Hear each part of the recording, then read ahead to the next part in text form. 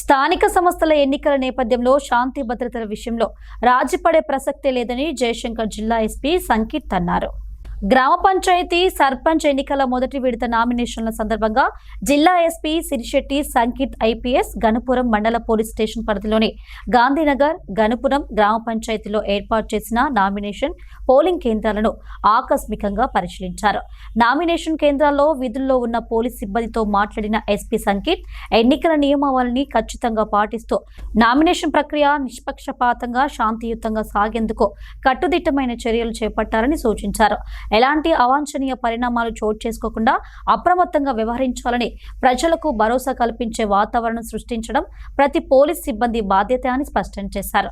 ఎన్నికల్లో శాంతి భద్రతలను కాపాడటంలో ఎట్టి పరిస్థితుల్లోనూ రాజీ ఉండదని, ఎన్నికల ప్రక్రియను భంగపరిచే ప్రయత్నం చేసే వారిపై కఠిన చట్టపరమైన చర్యలు తప్పవు అని హెచ్చరించారు.